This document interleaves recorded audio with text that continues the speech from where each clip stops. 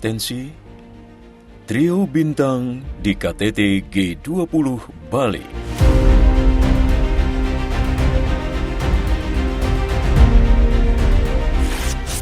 Bintang-bintang dari berbagai negara bertebaran di langit Nusa Dua Bali menjelang KTT G20.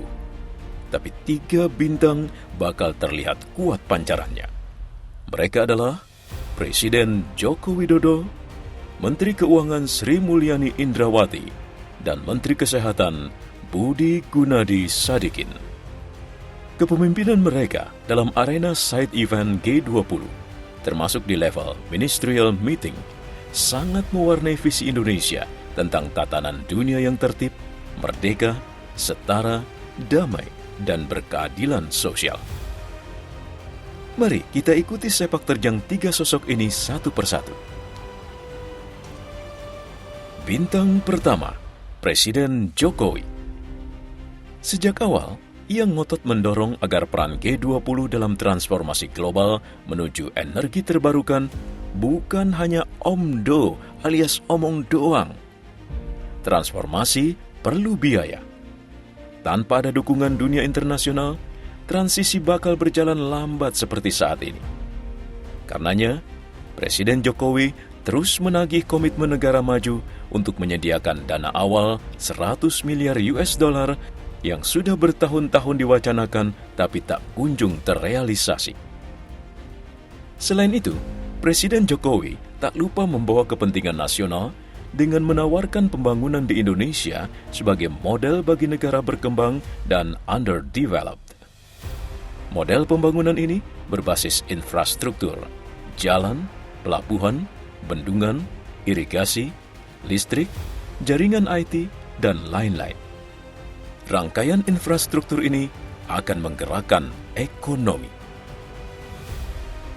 Isu lain yang diajukan Presiden Jokowi adalah upaya serius untuk menekan emisi karbon.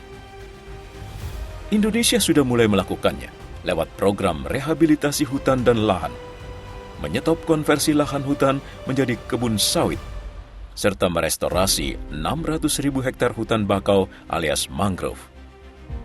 Hutan jenis ini memang terbukti lebih efektif menyerap karbon dibanding hutan tropis terestrial. Targetnya adalah melunasi komitmen Indonesia menurunkan emisi sampai 29% di tahun 2030 dan net zero emission di 2060. Pada tahun 2030 nanti, sektor FOLU atau Forestry and Land Use diproyeksikan sudah mulai panen kredit karbon. Artinya, produksi cemaran karbon lebih kecil dari jumlah karbon yang diserap. Tak ketinggalan, dalam KTT G20 ini, Presiden Jokowi juga mendesak keadilan dalam hal pengobatan, pelayanan kesehatan, dan surveillance penyakit, terutama yang berpotensi menjadi pandemi. Bintang kedua, Sri Mulyani. Menghadapi berbagai kesulitan, segala kesulitan, Sri Mulyani terus meyakinkan semua pemangku kepentingan bahwa salah satu gangguan ekonomi global yang sangat luas dampaknya adalah konflik geopolitik di perbatasan Eropa Timur dan Barat. Kedua belah pihak yang bertikai harus menahan diri dan meminimalisir skala dan eskalasi konfliknya. Sri Mulyani juga mendesak agar embargo produk pangan dan pupuk dengan alasan apapun harus dihapus. Kebijakan embargo semacam ini tidak bisa diterima karena akan mencekik negara-negara berkembang. Padahal, negara-negara inilah yang menjadi daya dukung negara-negara maju. Isu resesi yang menghantui ekonomi global tentu saja tak luput dari langkah Sri Mulyani. Ia mendesak agar dilakukan kerjasama global dalam penanganan inflasi global agar semua negara bisa saling mendukung untuk meminimalisasi dampak resesi global di tahun 2023. Ia meyakinkan negara-negara lain bahwa kebijakan negara besar yang parsial hanya mementingkan ekonomi domestiknya tanpa mengindahkan dampaknya secara global, tak akan menghasilkan perbaikan yang berkelanjutan. Untuk itu, ia menggiring para menteri keuangan negara lain dan gubernur bank sentral negara G20 berpijak pada platform yang sama dalam melihat ancaman krisis ekonomi 2023. Bintang ketiga, Budi Gunadi Sadikin. Menteri Kesehatan Republik Indonesia ini membawa wacana pembangunan arsitektur kesehatan global agar lebih menginjak bumi. Ia mendesak penerapan prinsip Global Pandemic Prevention, Preparedness, and Response atau PPPR yang lebih inklusif, sehingga semua pihak bisa mengaksesnya. Untuk mewujudkan ide tersebut, kuncinya pada soal biaya.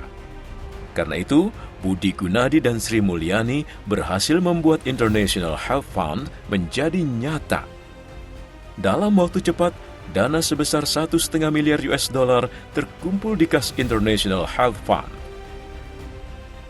Kehadiran Health Fund ini menambah keyakinan filantropis dan industri farmasi untuk bergerak ke berbagai penjuru dunia, termasuk ke negara berkembang, untuk merealisasi inklusi obat-obatan dan vaksin. Dalam hal kepentingan bangsa, Budi Gunadi sukses memperbaiki kompatibilitas protokol kesehatan secara regional dan global berbasis digital. Dunia global diajak untuk mengakui keragaman vaksin COVID-19 termasuk Sinovac yang dipakai Indonesia. Tujuannya untuk menghapus diskriminasi vaksin. Orang sehat tetap bisa bergerak bebas agar ekonomi terus berputar dan dunia bisa terhindar dari kontraksi ekonomi yang berat. Menyimak sepak terjang Presiden Jokowi, Sri Mulyani, serta Budi Gunadi, layak rasanya memposisikan mereka sebagai bintang dalam forum KTT G20 di Bali. Kita bisa berharap hasil KTT kali ini bukan sekedar kesepakatan di atas kertas, tapi terwujud dalam langkah nyata untuk masa depan dunia yang lebih baik.